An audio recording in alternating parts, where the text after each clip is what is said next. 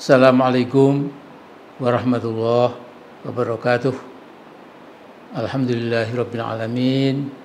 Wassalatu wassalamu ala asyrafil anbiya'i wal mursalin wa ala alihi wa sahbihi ajmain.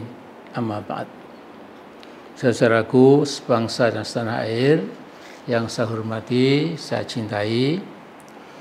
Saya yakin hampir semua orang Indonesia pemilik ponsel sudah melihat apa yang terjadi di gedung DPR MPR 1 Oktober yang lalu.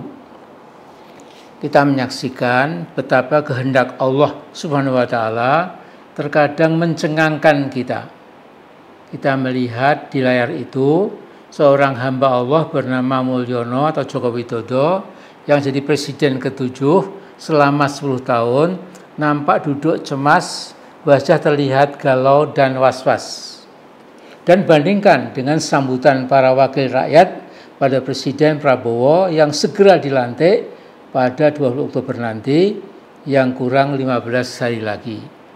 Nah, begitu Prabowo Subianto memasuki ruang sidang, seluruh peserta sidang pelantikan berdiri melakukan standing applause atau standing ovation sebagai apresiasi atau penghormatan dan penghargaan pada Pak Prabowo.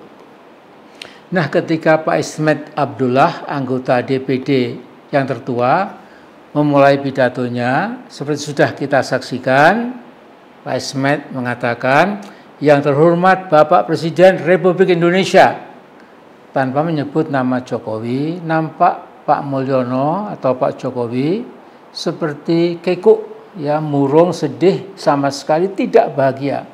Mungkin dalam hatinya berbicara, duhai, malang nian nasibku kini. Nah, sama sekali tidak ada yang bertepuk tangan, not a single clap, satu pun nggak ada. Nah, begitu Pak Ismet menyebut Bapak Presiden terpilih Prabowo Subianto, tepuk tangan dari 580 anggota DPR dan 122 anggota DPD begitu membahana, membuat ruang sidang riang dan bahagia. Nah, yang menarik pada tanggal 1 Oktober, tanggal yang sama, di hari yang sama, tokoh-tokoh yang kritis pada rezim Jokowi di restoran Al Jazeera, ratusan anak bangsa bersepakat pada 21 Oktober yang akan datang, mereka akan menggeruduk gedung KPK. Meminta KPK segera memproses si Mulyono atau Jokowi atas rangkaian kejahatannya selama 10 tahun jadi presiden. Nah, perhatikan saudaraku bagaimana Allah SWT berkenan membolak-balik nasib manusia. Mulyono yang membabi buta, begitu tamak pada kekuasaan, begitu haus dan lapar pada kemegahan palsu, segera akan diseret ke pengadilan pasca 20 Oktober tahun ini. Nah, kebetulan saya punya fotokopian hasil download dari kitab tulisan Syekh Mutawalli Sya'rawi berjudul Nihayatul Zalimin. Ini bukan buku aslinya, ini hanya download saja. Nah, di sini Pak Kiai atau Imam Muhammad Mutawalli Sya'rawi itu beliau mengatakan bahwa semua manusia yang takabur, zalim, dan penindas pasti pada akhir hidupnya mengalami hukuman dengan iradah Allah Subhanahu wa taala. Dan di sini diuraikan bagaimana Fir'aun, bagaimana para zalimin, kaum 'Ad, kaum Tsamud, kemudian juga berbagai macam contoh yang dalam Quran itu digambarkan akhirnya dapat hukuman yang amat sangat syadid dari Allah Subhanahu wa taala. Nah, saya pikir sekarang ini itu yang namanya hukuman buat kaum zalimin itu memang bisa berupa penjara seumur hidup, hukuman mati dengan cara digantung, atau hukuman mati oleh regu penembak, firing squad. Nah, banyak contoh presiden atau perdana menteri sebuah negara mendapat hukuman seumur hidup atau dieksekusi oleh regu penembak. Sebagai contoh, Zulfikar Ali Bhutto, Presiden Pakistan, digantung pada 4 April 1979. Kemudian Nicolae Ceausescu, ya, Presiden Rumania, ditembak oleh regu penembak firing squad.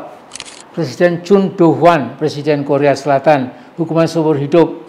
Francisco Nguema, Presiden Equatorial Guinea, dieksekusi. Adnan Menderes, Perdana Menteri Turki, dieksekusi tahun 1961. Ya. Vidkun Quisling, Minister Presiden Norwegia, dieksekusi. Moussa Traoré di negara Mali, hukuman seumur hidup. Georgios Papadopoulos, Presiden Yunani, hukuman seumur hidup. Itu di tahun 1999, etc., etc. Nah, bagaimana dengan Pak Mulyono Jokowi nasibnya? Saya pikir hukuman seumur hidup, apalagi hukuman mati, terlalu amat sangat berlebihan. Mengapa?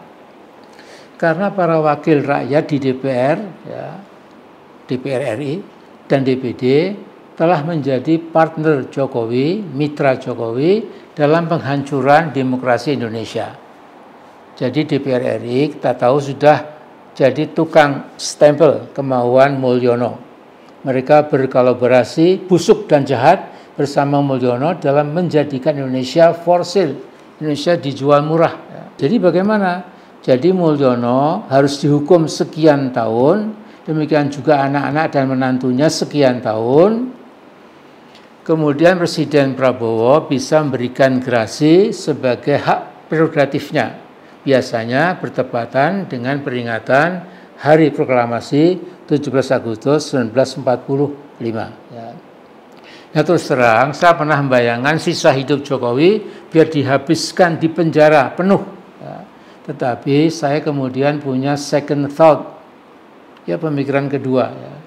Mulyono bisa jadi presiden ugal-ugalan karena DPR-nya sudah jadi DPR Sontoloyo. Ya. Jadi DPR harus bertanggung jawab secara kolektif atas berbagai kejahatan politik dan kejahatan ekonomi yang dilakukan Jokowi atau Mulyono, atau dulu namanya Mukidi. Ya. Nah, yang pasti sudah seragu, Mulyono atau Jokowi berdasarkan bukti-bukti otentik segera diseret ke pengadilan. Kemudian di pengadilan yang digelar terbuka untuk publik, tentunya akan diekspos data pelanggaran Undang-Undang Dasar dan Undang-Undang yang dilanggar oleh Jokowi. Nah, kita perlu bersabar, barang 2 minggu lagi, lantas setelah 20 Oktober, seret Jokowi ke meja hijau. Supaya tidak ada kesan trial by the press, maka para jaksa dan hakim yang akan memproses pengadilan buat Mulyono atau Jokowi harus dipilih dari orang-orang yang track record-nya jelas, memang berani, berintegritas, dan punya kearifan. Bukan model Anwar Usman, ya, naudzubillah, tetapi model Baharudin Lopa. Ya, kalau Pak Baharudin Lopa memang betul-betul sangat bagus. Ya. Nah, marilah kita terus berdoa, kiranya Yang Maha Kuasa dan Maha Esa berkenan menuntun bangsa Indonesia ke jenjang kehidupan yang lebih adil, bijak para pemimpinnya, dan lebih sejahtera kehidupan rakyatnya. Sementara itu ada sedikit tambahan, akun Fufu Fafa milik Gibran nampaknya sudah tidak bisa dibantah lagi oleh siapapun juga. Nah, Gibran sesuai usulan Dr. Tifa harus segera diperiksa kesehatan jiwanya. Bila ternyata Gibran memang sakit jiwa, maka dia otomatis batal sebagai wapresnya Pak Prabowo. Nah, keuntungan buat Gibran karena sakit jiwa, dia tidak bisa stand for trial. Jadi tidak bisa diadili karena wong edan.